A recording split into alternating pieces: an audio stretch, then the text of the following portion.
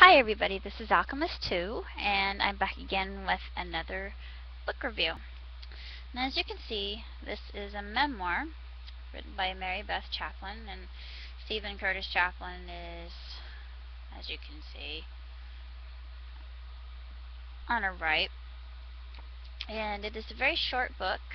It's only 273 pages, and there are some really wonderful photographs in here, I thought.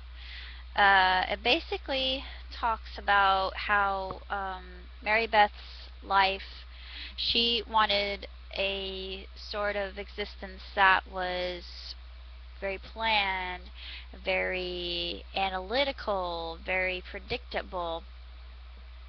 Well, she meets she was already a Chapman, strangely enough. That was her family name. She wasn't a relation to Steve before she met him, and she met him in high school, and it was love at first sight, and they were high school sweethearts, and they didn't have that much money when they got married, and she didn't want to get pregnant right away, but she did, and the first child was a result of their puppy eating the baby control pills. The birth control pills, I mean, excuse me. Why did I say baby control pills? I don't know.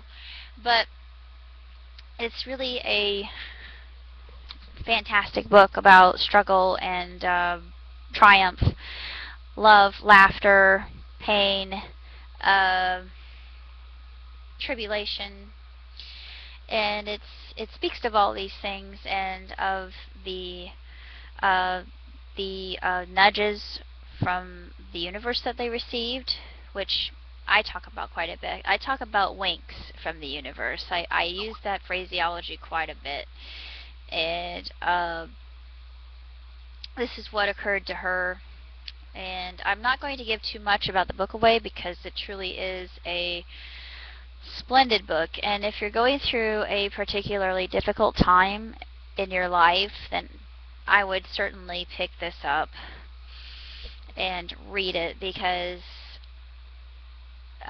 she went through a heart-rending tragedy that no mother should ever have to endure or endeavor. And it reminded me of my own mother's plight. And if you've watched my past videos, you know what that is, so I kind of gave a little spoiler, so forgive me. If you've been paying attention, then yeah, I did. But it's truly a fantastic book, and it is nothing short of incredible and uplifting and enlightening. And I can't recommend it enough for those of you who need comfort. And that's what friends and family are there for, to comfort you through your darkest hours, and then realizing that your faith is what upholds you. And then what happens in the most unlikely and uncanny of ways, you get little confirmations, and they happen when you least expect them, which I don't have any explanation for it. I am very empirical. I'm very analytical, and this goes beyond my ken, my rationale, as far as I can comprehend it. But these things are in the realm of the supernatural, that goes beyond what I can quantify. And this book is all about that, and I just think that it's completely remarkable and utterly spellbinding. And from the start to the finish, it is a gift, and you'll be touched by it, and you'll be inspired by it, and it will help you realize that in ways that you might not have encountered before, that the universe will speak, and you just have to be patient. You have to be open to it, and you have to be receptive in order to hear the universe speaking to you. So that's basically all I have to say about about that. And I don't really want to get too preachy. I don't like shoving things down people's throats. I don't like proselytizing people. I don't like evangelizing to people. No, I'm more laid back. I'm the type of person who I will give you dissemination of information, and I'll say basically what it is, and I leave it at that. And you are entitled to your opinions, and whatever those opinions may be, I respect them. I totally respect anybody else's opinions, creeds, beliefs, etc. And I feel that the book is completely inspirational, and just it has been a blessing to me, especially at this time in my life, because it's it's been kind of a struggle for me. I know, looking at all my books and DVDs, you probably think, yeah, right, what is she talking about? She doesn't have a clue what she's even speaking of. Well, I have no job.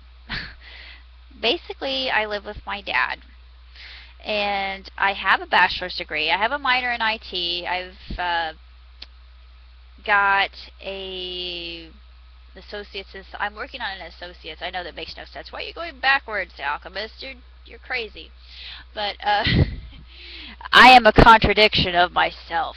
But I am working on my EKG certificate, and hopefully this will get me a permanent job where I can help people and start my own charity and make a difference in the world, because I feel that's my calling. And that's what Mary Beth did in her book, even after the tragedy. Minor spoiler alert.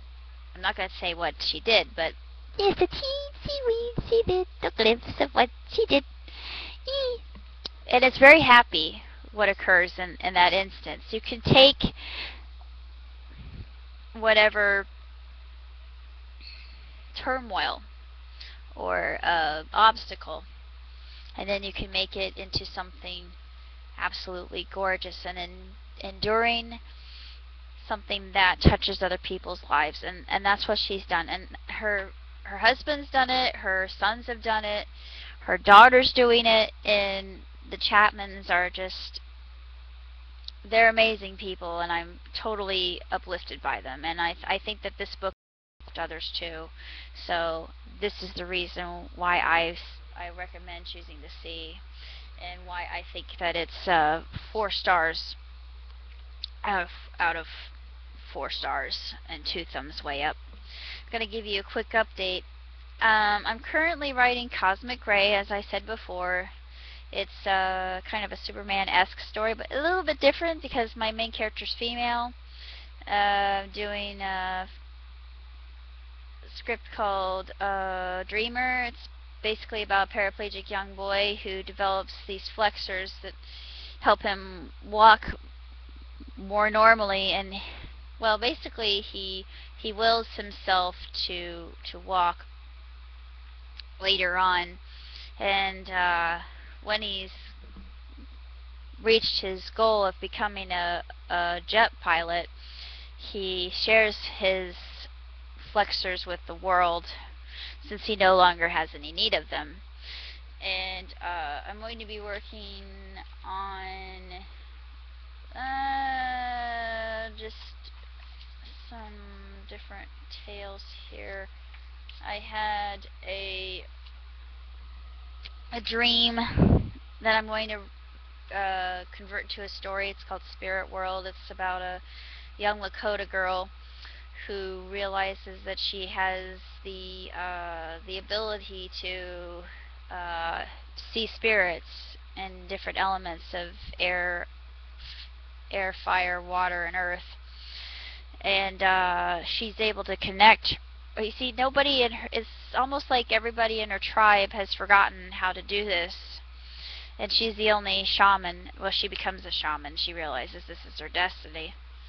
I'm not really sure what else I'm doing, but that's basically all I'm up to at this point in time, other than returning to school. So that's going to happen in August, and then I'll be putting my nose to the grindstone to work on my EKG.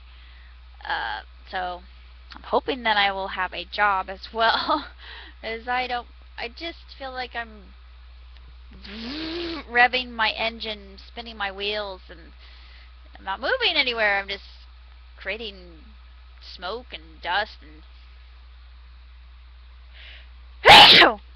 I created the universe. No, actually, that comes from a story that I wrote. I really need to read that one, but it probably wouldn't make any sense in context. But the whole I got off track a little bit, but the whole idea of that idea was my main character, Regina. If you remember me doing my reading, she's out in the garden minding her own business. One of the native bugs lodges itself up her nostril. She sneezes, and it accidentally creates a universe called the Mach Quadrant, when Mach is her last name. And of course, the magistrate has to speak to her about that, but it's a very amusing story. It's probably one of my best stories written in the Lux saga. She's from Planet Lux. But I really don't have anything else to say, but I'm just so hopeful that I can publish it, because I want to do it in cosplay. I know it sounds a little bit weird, but I just have I have this idea of what I want her costume to look like in the choker and everything, you know, down to the last detail. The sandals that she wears, they're actually kind of like ballet flats, very comfortable. But it's something that I have a vision for, and I think it would be so awesome to see people cosplay as my own characters. I know that's kind of a lofty idea, but it would be so flattering. It would be the coolest thing ever, but I guess that can be part of my bucket list. So that's pretty much all I have to report for now. So I shall see you later. Bye!